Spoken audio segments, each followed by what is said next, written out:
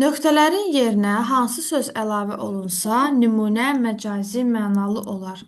Ürəyi döyünür, ürəyi getdi, ürəyi sol tərəfdədir, ürəyi sağlamdır, ürəyi müayinə olunur. Cavabımız getmək olacaq.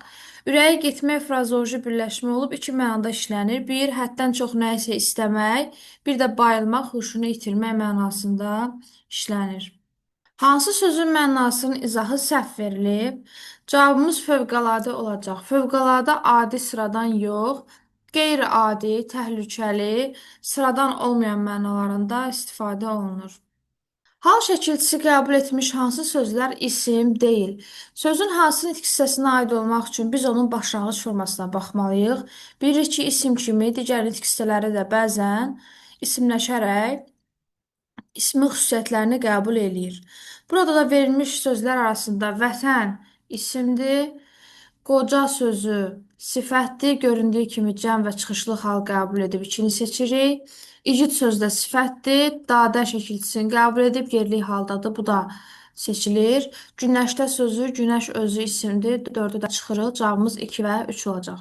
Ancaq əşya adı bildirən sözlərdən ibarət cümlədir. Əşya adı dedikdə isim nəzərdə tutulur. Səbr ağlın xəzinəsidir. Cavabımız elə bu variantdır. Hər üç söz isimdir. Digər variantlara baxsaq, sənət tükənməz xəzinədir. Tükənməz sözünə görə çıxırıq. Nikbinlik böyük insanların sərvətidir. Böyük sözünə görə çıxırıq. Qəzəbin dərmanı susmaqdır. Susmaqdır. Məslərə görə çıxırıq. Həsəd dəhşətli xəstəlikdir. Dəhşətli sifət olduğu üçün çıxırıq. Klasteri tamamlaya bilən sözlərdir. Amonim kimi işlənmir. Qazlı sözü amonim kimi işlənə bilməz. Şudu keçmiş zamanda olan feildir. Aş sözü amonimdir. Aşmaq feili var, aş ismi var. Gəlir sözü amonim deyil, amma formdur. Çünki bir dəfə gəlir sözündə ir leksik şəkilçi olur, qazanc deməkdir. Bir dəfə isə gəlir indiki zamanda işlənmiş feil olur. Süzmə sözü də həmçinin vurğusuna görə mənası dəyişən sözdür. Amoqraf hesab olunur. Süzmə, bir də var süzmə, fe'l və isim kimi işlənir. Ona görə cavabımız 2 və 3 olacaq. Görüş isə amonim kimi işlənən sözdür. Görüşmək fe'li var, bir də görüş ismi var. Hecalara ayrıla bilən, ancaq sətirdən sətrə keçirilə bilməyən sözləri müəyyən edin. Biz bilirik ki, sətrin sonunda tək sait hecanı saxlamaq və yeni sətrə tək saiti keçirmək olmaz. Burada da əla sözünü hecaya ayırsaq, əla şəklində olacaq. Lakin biz bu sözü sətirdən sətrə keçirə bilmərik. Saitini sətrin sonunda saxlaya bilmərik. Amma tip sözünü ümumiyyətlə hecaya ayıra bilmədiyimizə görə bu variantı siləcəyik. Eyni zamanda dörd, zid, şərt sözləri də ümumiyyətlə hecaya ayrıla bilmir. Asan sözü A san şəklində ayrılır, A di şəklində ayrılır, lakin sətirdən sətrə keçirilmir. Lakin bəli sözü isə həm sətirdən sətrə keçirmək mümkündür, həm də hecaya ayrılır. Ona görə bu variantı da çıxırıq. Elan sözündə elan olur. Əhəng. Cavabımız bu variant olacaq. Bu sözləri hecəyə bölə bilsək də, birinci heca bir saitdən ibarət olduğuna görə onu sətrin sonunda saxlamaq olmaz. Ailə sözünü də həmçinin ai yazıb, lə olaraq sətirdən sətrə keçirmək olar. Vəzn və hiss sözləri ümumiyyətlə hecalara ayrılmır. Hansı bənddəki sözlərin sonuncu hecası ancaq saitdən ibarətdir? Cavabımız olacaq bu variant. İbtidai sözü ibtidai şəklindədir. Tə, şəklindədir. Digər sözlərin sonuncu hecası daşlı, bibi, daimi, qala, ictimai, mənbə, bədii, səthi olacaq. Səthi sözünə görə, mənbə sözünə görə, qala sözünə görə də bu variantları götürə bilmərik. Yerinə görə hansı sözləri mənsubiyyət və ya hal şəkilçili isim hesab etmək olar? Biri vətənin sözüdür. Vətənin sözündəki in yerli hal da ola bilər. Sənin vətənin qarşısına sənin qoyduqda mənsubiyyət şəkilçili söz kimi də düşünmək mümkündür. Eyni zamanda ikinci söz həm vətəni təsirli hal ola bilər, həm də onun vətəni desək mənsubiyyət ola bilər. Oxumaq sözü ümumiyyətlə məstərdir, onu çıxırıq. Bizdən isim tələb olunur. Qarabağımıza sözündə ımız mənsubiyyət A yönlük aldı. Bu da uyğun gəlmir. Çaydanı sözünü götürmək olar. Biri var yenə də çaydanı təsirli al. Burada dan leksik şəkilçidir. Bir dəfə də onun çaydanı mənsubiyyət olacaq. Cavabımız 1, 2 və 4-dür. Cümlələrdə altından xətt çəkilmiş sözlərə bağlı uyğunluğu müəyyən edin. Antonim və sinonim sözlər.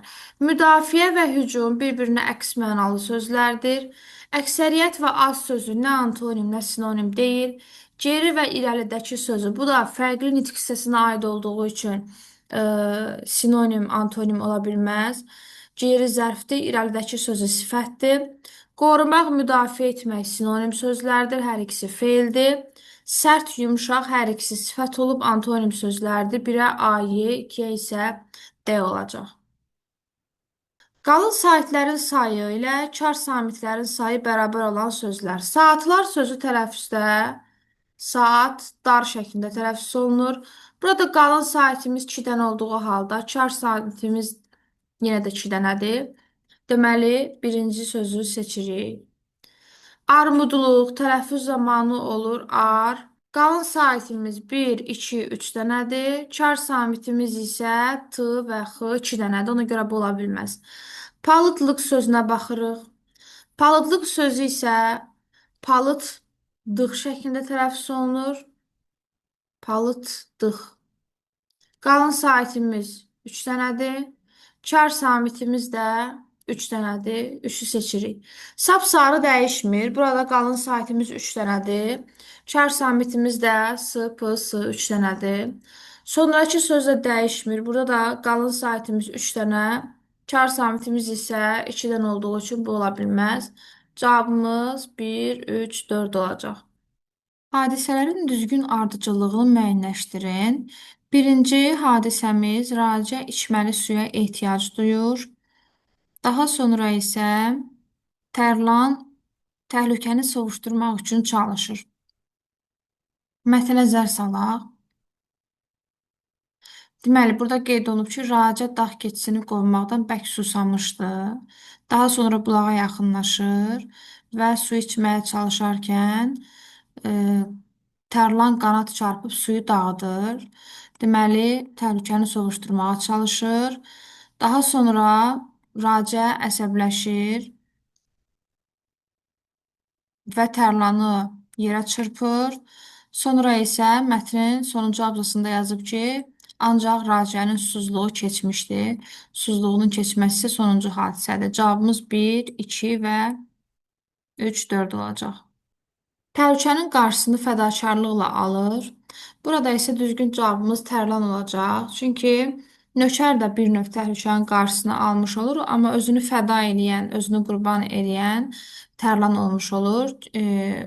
Hökmdarın həyatını xilas etməyə çalışarkən hökmdar düzgün başa düşmür və onu öldürür. Altından xətt çəkilmiş ifadənin mənasının şərhinə uyğundur. Altından xətt çəkilmiş ifadəmiz mətndə keçi tuluğu ifadəsidir. Həmin ifadənin şərhi isə budur ki, maye saxlamaq üçün keçi dərisindən qabdır. Mətnin əsas hissəsinə aid deyil. Tərlan haqqında ilk məlumatın verilməsi. Bu mətnin birinci abzasında yazıb ki, keçmiş zamanda Racənin sevimli bir tərlanı vardı.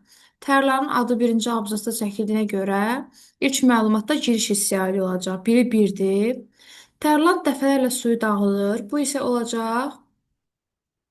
Üçüncü abzasda bu hissədə yazıb ki, Tərlan qanad açıb çırpıb suya atdı. Deməli, əsas hissəyə aid fikirdir. Nökərin özünü hadisə yerinə çatdırması. Burada da nökərin gəldiyi, elə bu anda nökər qarnəfəs özünü çatdırdı. Əsas hissəyə aiddir. Ölü ilan haqqında raciə məlumat verilməsi. Bu isə mətnin nəticə hissəsinə aiddir. Yəni, sonuncu abzasda göstərir ki, nökər aşağı düşüb əhvalatı raciyə danışdı. Deməli, cavabımız olur 1 və 4. Nöqtələrin yerinə uyğun ifadələri müəyyən edin. Ov zamanı racəni müşayiət edirdi. Müşayiət etmək sözünün mənası ötürmək, yola salmaq. bələdçilik etmək, yanınca getmək mənasında işlənir. Burada da hökmdarın yanıca gedən, yəni onunla bərabər ova gedən əsgərlərin adı çəkilir. Burada yazıb ki, qoşundakı əsgərlər nə qədər çalışsalar da atlarını qovub ona çata bilmədilər və gözdən itdirlər. İkinci şəxs isə nökərdir. Nökərin sonradan özünü qarnəfəs çatdırması qeyd olunub. Cavabımız olacaq əsgərlər və nökər. Mətnə əsasən doğru fikir hesab etmək olar. Əsgərlər həmişə raci ilə bir yerdə olurlar. Burada əsgərlərin onun yanında olması göstərilir, amma həmişə sözünə görə biz bu fikri doğru götürə bilmərik. Tuluq suyu zəhərli idi. Bu da yanlış fikirdir. Çünki keçi tuluğunu nökər gətirmişdi. Burada yazıb ki, keçi tuluğundan piyaləyə su töküb ağasına vermək istədi, amma o qeyd elədi ki, mən sərin və təmiz sudan içmək istəyirəm. Yəni keçi tuluğundakı su əslində zəhərli deyildi. Zəhərli olan oradakı daşlardan gələn suydu, bulağın suyuydu. Həm ev, həm çöl heyvanından bəhs edilir. Cavabımız elə bu variant olacaq. Burada keçi ev heyvanıdır. Çöl heyvanı olaraq isə ilanı qeyd edə bilərik. Hadisələr bahar fəslində baş verir. Hadisələrin hansı fəsildə baş verməsinə dair bir işarə yoxdur. Dağ keçisini ovlayır. Ovladığı qeyd olunmayıb. Orada yazıb ki, e, dağ keçisini qovarkən bərk susuyur, yorulub bərk susuyur və fasilə verir. Fals seri tamamlaya bilən fikirlərdir. Racə təbiətin qoynunda vaxt keçirir. Doğru fikirdir. Digər obrazdan üstün səlahiyyətlərə malikdir. Söhbət nökərdən gedir. Təbii ki, Racə hökmdar idi. Nökərdən səlahiyyət baxımından üstün idi. Biri seçirik. Xaraktercə sakit təbiətlidir. Yanlışdır. Çünki o tez özündən çıxır, əsəbləşir və ən sevimli heyvanını öldürür. Fiziki cəhətdən yorğunluq hiss etmir. Bu da yanlış fikirdir. Çünki o keçinin arxasıca qaçandan sonra yorulur və dayanıb fasilə verir. Hər hansı varlığın canına qıymaqdan çəkinmir. Bu doğrudur, çünki Tərlanı özü öldürmüşdü. Cavabımız 1 və 4 olacaq. Cədvəldəki yanlış fikirləri müəyyən edin. Mətndə təbliğ olunur, tənqid olunur. Təbliğ olunan fikirlər müsbət, tənqid olunan fikirlər isə mənfi xüsusiyyətlər olmalıdır. Fədakarlıq həqiqətən də təbliğ olunur Tərlanın timsalında. Çünki Tərlan öz hökmdarının həyatını xilas etmək üçün özünü qurban verir. Təbiətin gözəlliyi, suyun faydası mətndə təbliğ olunmur. Bunları götürürük. Həddən artıq səbirli olmaq tənqid olunur. Bu yanlış fikirdir.